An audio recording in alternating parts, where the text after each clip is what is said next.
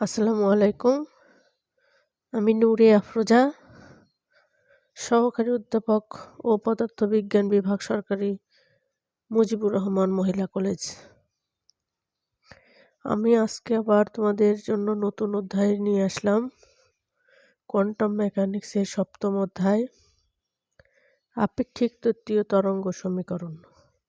এর প্রশ্নগুলো আমি ধারাবাহিকভাবে তোমাদের সাথে আলোচনা করব এবং যে প্রশ্নগুলো পড়াচ্ছি, একজন কমেন্টে লিখেছো যে ম্যাডাম আপনাদের জন্য সাজেশন দেন। আমি 2024 সালের পরীক্ষার্থীদের জন্যই মূলত এই ভিডিওগুলো। তোমরা এই সাজেশন মোতাবেকই আমি করেছি।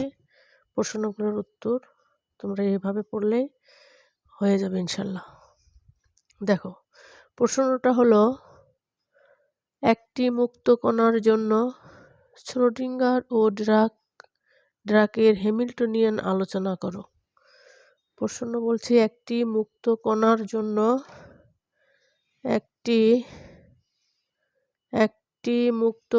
জন্য শ্রোডিঙ্গার ও ড্রাকের হ্যামিল্টনিয়ান আলোচনা করো।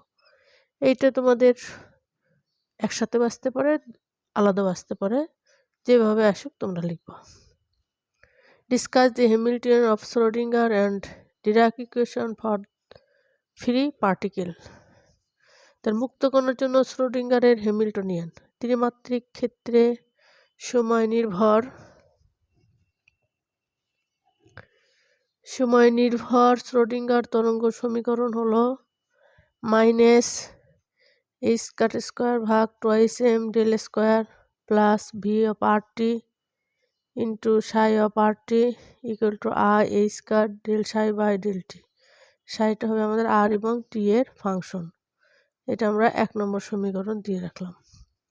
শ্রোডিঙ্গারের Hamiltonian h equal to p² by 2m plus v of rt,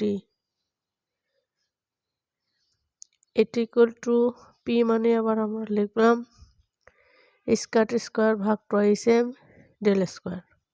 অর্থাৎ এখানে একটু তোমাদের নোট ডাউন করি, সেটা হলো p ইকুয়াল টু, লিখে দিয়ে দেখো, p equal to -i² del by del x, অর্থাৎ px। তাহলে py টা হবে del del y, pz del del z। তাহলে আমাদের ত্রিমাত্রিকে হবে -i² ডেল। তাহলে -i² ডেল, তাহলে p² ইকুয়াল টু হবে, এটা যদি p² করি তাহলে হবে প্লাস i² স্কয়ার, এটা হলো ডেল স্কয়ার। তাহলে i² equal to -1 h² del square. আর এখানে 2m নিচে একটা আছে 2m, সেটা তার মানে -h² del square by 2m plus v of r। যেহেতু আমরা ফ্রি পার্টিকেল বলেছি, মুক্ত কণার ক্ষেত্রে v অফ rt অর্থাৎ বিভব শক্তি ইকুয়াল টু আমাদের 0। v of rt equal two আমাদের 0। তাহলে h ইকুয়াল টু এই v, এখান থেকে আমাদের এই অংশটুকু 0 করি, তাহলে h ইকুয়াল টু -h² ভাগ 2m ইন্টু ডেল স্কয়ার। তাহলে এই 1 নম্বর সমীকরণ হতে পাই। 1 নম্বর সমীকরণ আমরা লিখবো এটা -h² ভাগ 2m del square plus v of rt equal to into psi of rt equal to i² del del, অর্থাৎ 1 নম্বর সমীকরণটা আমরা লিখলাম। এখানে লিখে দেখো, h ইকুয়াল টু -h² ভাগ ডেল স্কয়ার। তাহলে এই যে এই অংশটুকু আমরা h লিখলাম, যেহেতু ফ্রি পার্টিকেল সুতরাং v of rt equal to 0। তাহলে এই সাইটা আমাদের এই psi equal to i² del by del t psi rt del by del i² del by del t আবার আমাদের লেখা যায় e। তাহলে আমরা সেটা লিখবো যে অতএব hi equal to e psi rt, আর লিখে দেবো এখানে e ইকুয়াল টু যেহেতু i² del by del t. এটা হলো আমাদের শ্রোডিঙ্গার মুক্ত কণার জন্য শ্রোডিঙ্গার সমীকরণের হ্যামিল্টনিয়ান। এইবার মুক্ত কণার জন্য ড্রাকের শ্রোডিঙ্গার হ্যামিল্টনিয়ান শেষ। এবার আসো মুক্ত কণার জন্য ড্রাকের হ্যামিল্টনিয়ান। মুক্ত কণার জন্য ড্রাকের আমরা জানি মুক্ত কণার জন্য ড্রাকের সমীকরণ যেহেতু এটা আমরা প্রতিপাদন করছি না, এটা আমাদের প্রতিপাদন আছে এবং গত সালের কোশ্চেনটা সম্ভবত এসেছিল, এই জন্য প্রতিপাদন আমি পড়াচ্ছি না।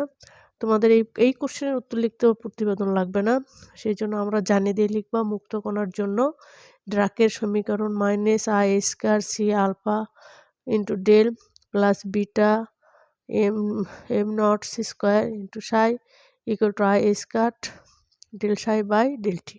এটা আমরা আরেকটা সমীকরণ দিল।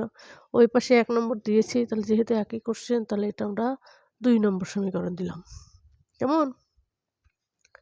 তাহলে এখানে ড্রাকের হ্যামিল্টনিয়ান দেখো, ড্রাকের হ্যামিল্টনিয়ান এইচডি, ডিতে লিখছি HD equal to -i² c আলফা, আর অর্থাৎ এই পর্যন্ত এর মাঝখানে যে অংশটুকু আছে এই থার্ড ব্র্যাকেটের এই পুরোটা আমাদের ড্রাকের হ্যামিল্টনিয়ান।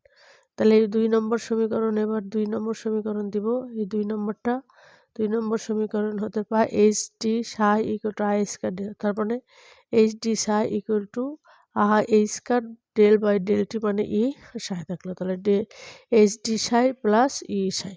তাহলে এটা হলো আমাদের মুক্ত কণার জন্য ড্রাকের হ্যামিল্টনিয়ান।